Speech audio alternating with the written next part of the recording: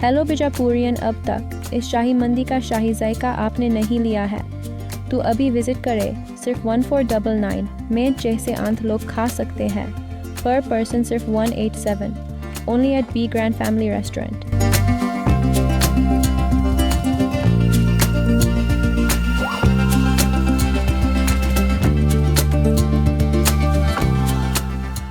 मैं हूं आबिद हुसैन शेख, आपका खैर मकदम कर्नाटक एक्सप्रेस में। सबसे पहले नजर आज की हेडलाइंस पर।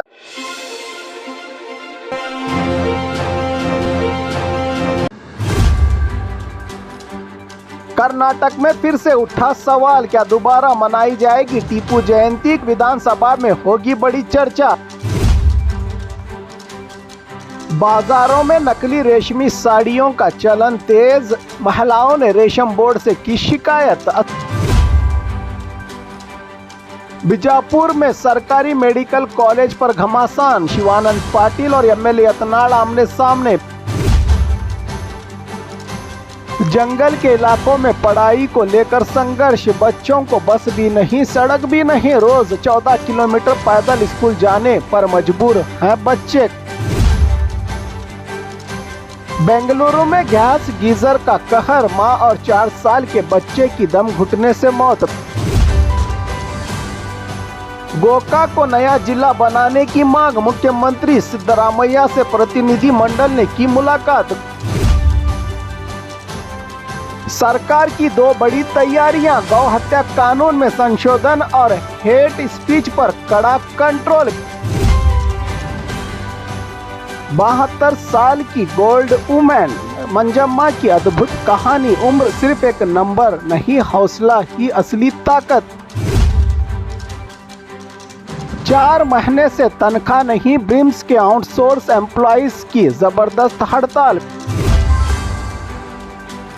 आंदोलनकारियों का यत्नाल पर गंभीर आरोप, सबूत नहीं तो मानहानि का केस होगा जरूर। अब खबरें विस्तार से।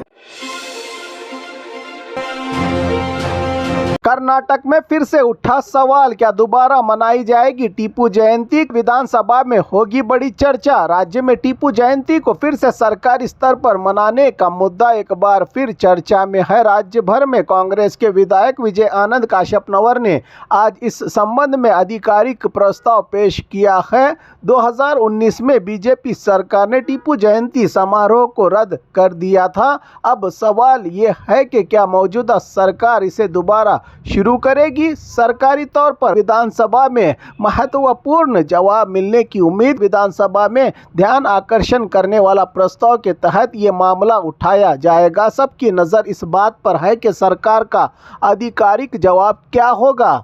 Congress versus BJP. कांग्रेस का दावा, टीपू सुल्तान सच्चे देशभक्त है, इसलिए जयंती सरकारी स्तर पर मनाई जानी चाहिए। बीजेपी का विरोध, टीपू जयंती पहले भी विवादों और तनाव का कारण रही है। कल की चर्चा से ये तय हो सकता है कि राज्य सरकार टीपू जयंती को फिर से मनाने का फैसला लेगी या नहीं। बाजारों में नकली रेशमी साड़ियों का चलन तेज, महिलाओं ने रेशम बोर्ड से की शिकायत। असली नकली पहचानने का आसान तरीका क्या है? रेशमी साड़ियां हर महिला की पसंद होती हैं, लेकिन इन दिनों बाजार में नकली रेशम की भरमार पड़ी हुई है। कई दुकानों पर सिंथेटिक या मिलावटी साड़ियां असली रेशम बताकर बेची जा रही हैं। परेशान महिलाओं ने रेशम बोर्ड में शिकायत दर्ज करवाई है। हर असली रेशम साड़ी पर सिल्क मार्क का QR कोड होता है। QR कोड स्कैन करके उसकी असलियत आसानी से पता की जा सकती है। गड़बड़ी पाए जाने पर ग्राहक सीधे रेशम बोर्ड में शिकायत कर सकते हैं। असली रेशमी साड़ी कैसे पहचाने, इसकी जानकारी दी है। रेशम बोर्ड IISC के साथ मिलकर एक ऐसा डिवाइस बना रहा है जो साड़ी स्कैन करते ही बताएगा कि रेशम 100% असली है या नकली। टूरिस्ट इलाकों में नकली रेशमी साड़ियों की बिक्री ज्यादा पाई गई है। रेशमी साड़ियां देखते समय सिल्क मार्क QR कोड जरूर देके ग्राहक, वरना धोखा मिलने की संभावना ज्यादा रहती है का संदेश रवाना किया है रेशम बोर्ड ने। बीजापुर में सरकारी मेडिकल कॉलेज पर घमासान, शिवानंद पाटिल और एमएलए यत्नाल आमने सामने। बीजापुर में नए सरकारी मेडिकल कॉलेज को लेकर राजनीतिक विवाद तेज हो गया है। बसनगौड़ा पाटिल एमएलए यत्नाल ने आरोप लगाया कि जब से उन्होंने 500 करोड़ रुपये इन्वेस्ट कर पीपीपी मॉडल में मेडिकल कॉलेज बनाने की घोषणा की है, तभी से कुछ नेता राजनीतिक फायदे के लिए विरोध कर रहे हैं और कुछ पगार पर आने वाले आंदोलनकारियों को लेकर पिछले कई दिनों से हड़ताल पर बैठे हुए हैं। सिद्धश्री ट्रस्ट की ओर से 500 करोड़ रुपयों का इन्वेस्ट करने की तैयारी का दावा किया। बसनगौड़ा पाटिल यत्नाल ने जिले के हजारों युवाओं को नौकरियों का अवसर मिलेगा। हर साल 5 गरीब और एलिजिबल स्टूडेंट्स को मुफ्त एमबीबीएस सीट देने का वादा किया है। यत्नाल ने पीपीपी मॉडल पूरी तरह सरकारी नियमों, रिजर्वेशन और स्टाफ स्केल के अनुसार चलेगा। बसनगौड़ा पाटिल का कहना है कि कुछ नेता सिर्फ अपनी राजनीति चमकाने के लिए इस प्रोजेक्ट को रोकने की कोशिश कर रहे हैं। यह सब राजनीतिक नाटक है, जनता को गुमराह किया जा रहा है, कहा यत्नाल ने। जंगल के इलाकों में पढ़ाई को लेकर संघर्ष, बच्चों को बस भी नहीं, सड़क भी नहीं, रोज 14 किलोमीटर पैदल स्कूल जाने पर मजबूर हैं बच्चे। कर्नाटक के चामराजनगर जिले में हालात बेहद दर्दनाक। महादेश्वर फॉरेस्ट इलाके के गांव में रहने वाले बच्चे सड़क और बस सुविधा न होने के कारण रोजाना 14 किलोमीटर पैदल स्कूल जाने पर मजबूर हो गए हैं। घना जंगल, जंगली जानवरों का खतरा और टूटा फूटा रास्ता बच्चों की पढ़ाई को बेहद मुश्किल बना रहा है। बच्चों की मुख्यमंत्री से फरियाद। बच्चों ने खुद मुख्यमंत्री सिद्धरामैया को पत्र लिखकर कहा है कि सड़क चाहिए, बस चाहिए, हमें भी पढ़ने का अधिकार चाहिए। रास्ता पूरी तरह कच्चा, जंगल में हाथी और दूसरे जंगली जानवरों का डर, लड़कियों के लिए और भी मुश्किलें ज़्यादा। पहले जंगल विभाग की ओर से जीप दी गई थी, लेकिन बाद में रोक दी गई। अब कोई भी वाहन सुविधा नहीं है इन बच्चों को। जनता का सवाल, सरकार शक्ति योजना में महिलाओं के लिए 500 करोड़ की मुफ्त यात्रा की बात करती है, लेकिन इन बच्चों के लिए एक छोटी सी बस या गाड़ी क्यों नहीं दे पा रही है। लोगों का कहना है कि 80 साल हो गए, आज़ादी के चांद पर पहुंच चुका है हमारा भारत, लेकिन हमारे गांव तक एक बस पहुंचना सरकार के बस में नहीं। बेंगलुरु में गैस गीजर का कहर, मां और 4 साल के बच्चे की दम घुटने से मौत। बेंगलुरु के गोविंदराज नगर के पंचशीला नगर में गैस गीजर से कार्बन मोनोऑक्साइड लीक होने की वजह से एक दर्दनाक हादसा हुआ है। इसमें 26 वर्षीय चांदनी और उनके 4 साला बेटा बाथरूम में ही दम तोड़ बैठे। घर में कोई नहीं था। चांदनी ने गैस गीजर ऑन किया और बच्चे के साथ नहाने गई। गीजर से अचानक जहरीली कार्बन मोनोऑक्साइड गैस निकलने लगी। कुछ ही मिनटों में दोनों बेहोश होकर गिर पड़े और जान बच नहीं सकी। पति जब बड़े बच्चे को स्कूल से लेकर घर लौटा तब तक हादसा हो चुका था। रिश्तेदारों की अपील, कृपया गैस गीजर का इस्तेमाल ना करें, जान से बढ़कर कुछ नहीं। पहले भी ऐसे कई हादसे हो चुके हैं। राज्य भर में सावधानी बेहद ज़रूरी है। बाथरूम में गैस गीजर कभी ना लगाए, बंद जगह में ना नहाए, इलेक्ट्रिक या सोलर गीजर का इस्तेमाल करें। बेचैनी या चक्कर आए तो तुरंत बाहर निकल आए। सावधानी ही इसमें सबसे बड़ी सुरक्षा है का संदेश दिया है इस घटना ने।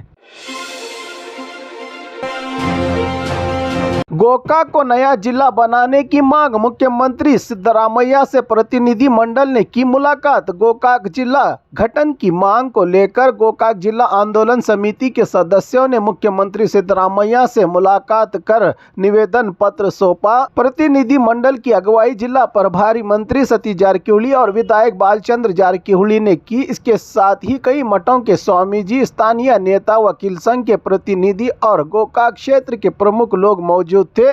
प्रशासनिक सुविधाएं और विकास के लिए बेलगावी जिले का बंटवारा विभाजन किया जाए, गोकाक को नया जिला हेडक्वार्टर का ऐलान किया जाए। मुख्यमंत्री का जवाब, बेलगावी एक बड़ा जिला है, विभाजन पर विचार किया जा सकता है। इस विषय पर 18 विधायकों से राय लेने के बाद ही अंतिम फैसला लिया जाएगा। विधायक बालचंद्र जारकीहोली ने बताया कि मुख्यमंत्री ने समिति की बात ध्यान से सुनी और पॉजिटिव रिस्पॉन्स से विचार करने का आश्वासन दिया है, कहा प्रतिनिधिमंडल के मेंबर ने।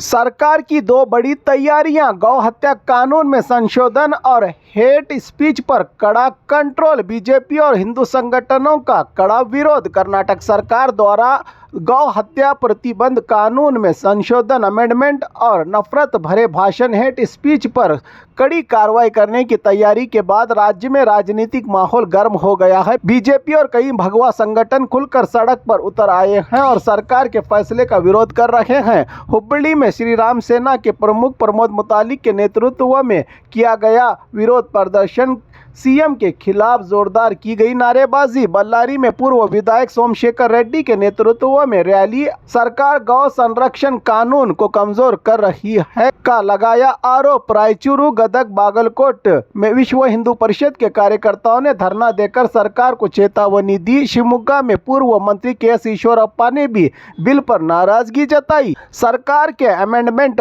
सिफारिश ने पूरे राज्य में विवाद और गहमागहमी खड़ा कर दी गई है। इस तैयारियों के चलते सबकी नज़र अब विधानसभा में होने वाले फैसले पर टिकी है। सरकार का कदम और बढ़ता विरोध दोनों मिलकर कर्नाटक की राजनीति में नई गर्मी ला रहे हैं।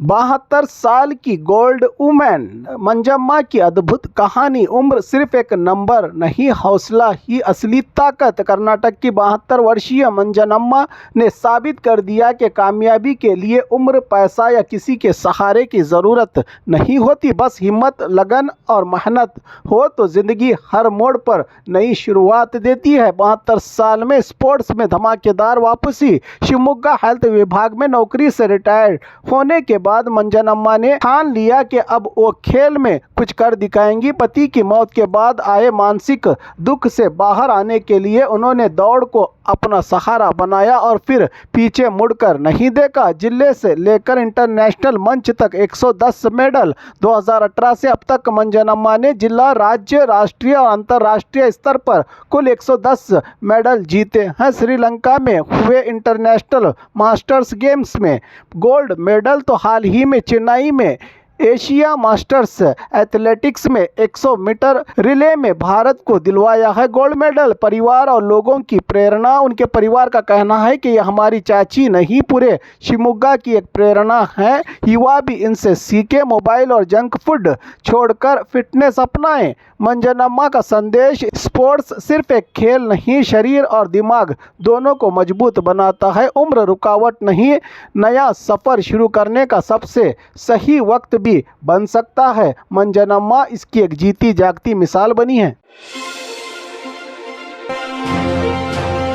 4 महीने से तनख्वाह नहीं, ब्रिम्स के आउटसोर्स एम्प्लॉइज की जबरदस्त हड़ताल। बीदर के ब्रिम्स हॉस्पिटल में आउटसोर्सिस यानी कॉन्ट्रैक्ट पर काम करने वाले एम्प्लॉइज काफ़ी परेशान होकर अब सड़कों पर उतर आए हैं अपनी मांगों को लेकर। एम्प्लॉइज का कहना है कि पिछले 4 महीनों से इन्हें तनख्वाह नहीं मिली, जिसकी वजह से घर चलाना भी मुश्किल हो गया है। एम्प्लॉयज़ की फरियाद, 4 से 5 महीने से तनख्वाह है बंद, घर का किराया, बच्चों की स्कूल फीस, खाने तक के लिए पैसे नहीं हैं हमारे पास। बार बार मांगने पर सिर्फ कल देंगे, परसों देंगे कहकर टाला जा रहा है। घरों में चूल्हा जलाना तक मुश्किल हो गया है। एक एम्प्लॉयज़ महिला ने रोते हुए कहा, हमारे छोटे छोटे बच्चे हैं, इनको खिलाने तक के पैसे नहीं हैं, मेहरबानी करके हमारी तनख्वाह फ़ौरन जारी करें।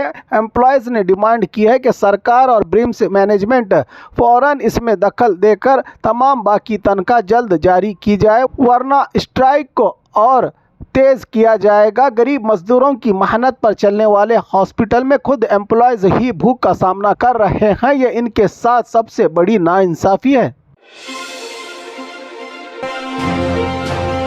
आंदोलनकारियों का यत्नाड़ पर गंभीर आरोप, सबूत नहीं तो मानहानि का केस होगा जरूर। बीजापुर में सरकारी मेडिकल कॉलेज पीपीपी मॉडल के खिलाफ चल रहे आंदोलनकारियों ने बीजापुर सिटी एमएलए बसनगौड़ा पाटिल यत्नाड़ पर बड़ा आरोप लगाया।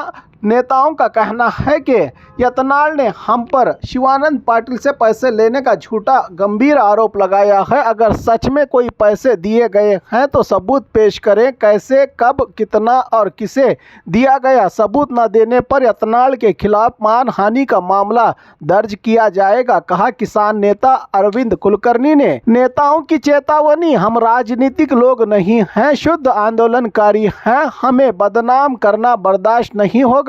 अगर बयान वापस नहीं लिया गया तो पूरे जिले में बड़ा विरोध प्रदर्शन किया जाएगा। यत्नाड़ के खिलाफ सरकारी मेडिकल कॉलेज पीपीपी मॉडल में देने के विरोध में आंदोलनकारी 82 दिनों से आंदोलन कर रहे हैं। नेताओं ने यत्नाड़ के आरोपों को खारिज करते हुए कहा कि बिना सबूत आरोप लगाना शर्मनाक है, अन्यथा कानूनी कार्रवाई तय है, कहा प्रदर्शनकारियों ने।